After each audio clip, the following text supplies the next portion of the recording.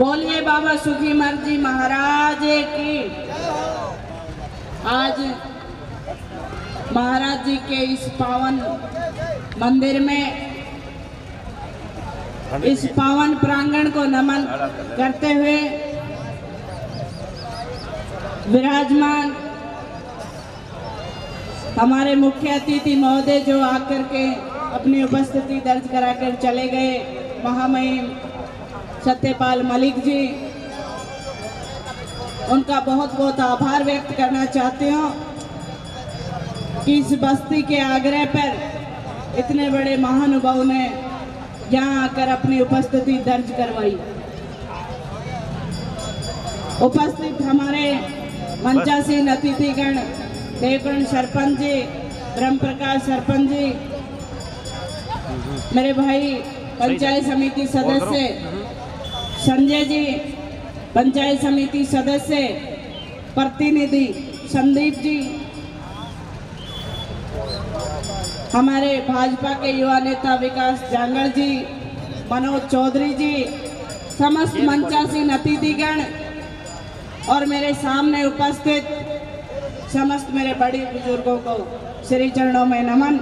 आदरणीय सम्माननीय मंचासीन अतिथिगण मुकेश जी गोयल, देवेंद्र जी, पूजोता सरपंच, मेरे बड़े भाई साहब नेत्राम जी, रविंद्र सरपंच जी, आप सबका स्वागत, बहुत बहुत आभार। और जैसे ही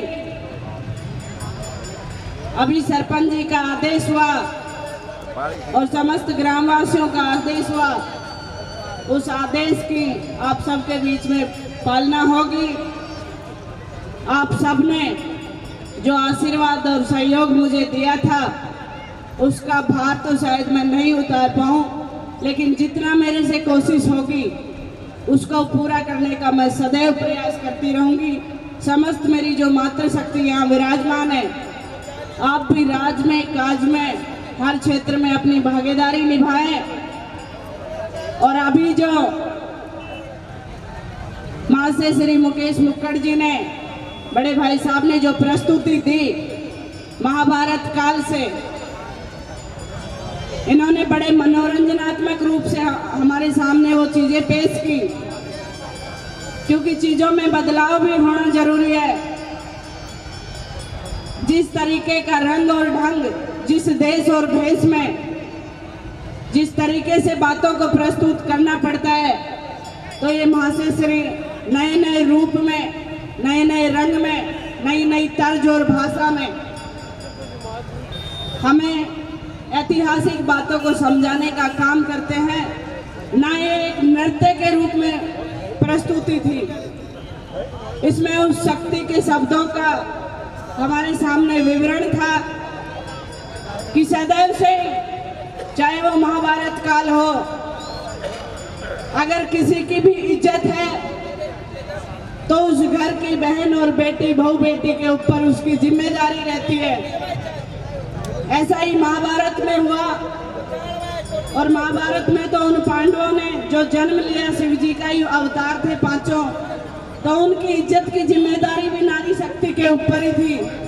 तो मैं तो मातृ शक्ति से निवेदन करना चाहूंगी कि जब कभी भी आपको कंधे से कंधा मिलाकर इस समाज की, इस देश की, इस क्षेत्र की लाज रखने का और उसमें सहयोग देने का काम आए, तो आप मजबूती के साथ खड़ी रहें। जैसे ऐतिहासिक काल में बैराठ में जिस तरीके से किसी भी राजा या सत्ताधारी पक्ष को गुरूर हो जाए, तो उस समय अपने परिवार और समाज के साथ बड़ी मजबूती के साथ खड़े रहें, क्योंकि चाहे वो द्वापर युग हो, त्रेता युग हो, सतयुग हो या कलयुग हो, इतिहास की चीजें हमारे सामने इसीलिए पेश की जाती हैं। मेरी युवा शक्ति यहाँ मौजूद है, आप इन बातों को समझने का प्रयास कीजिए, इनका पालन कीजिए और आने वाले समय में इनको अपने ऊपर,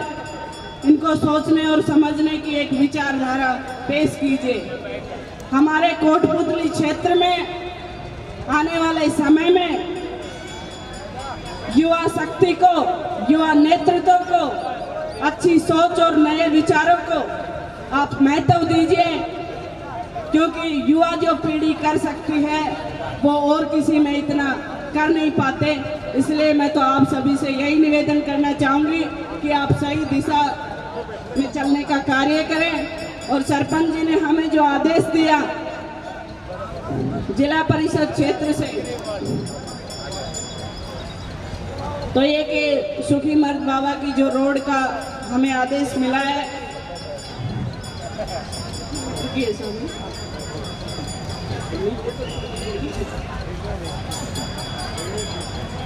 15-20 लाख रुपए का जो काम हमें आदेश मिला है, उसको जल्दी आप सबके सामने पूरा करने का भरसक प्रयास किया जाएगा। और एक सुखी मर्द बाबा के जो सामने की जो छतरी है 60x60 की, उसको भी हम करवाने का पूरा प्रयास करेंगे। आप सबने जो इतना मान और सम्मान दिया, उसके लिए तहे दिल से आप सबका बहुत बहुत धन्यवाद, आभार। आप सबने हमें सुना, अपना कीमती समय दिया, उसके लिए आप सभी का फिर से तहे दिल से धन्यवाद। जय हिंद, जय भारत, राम राम सर।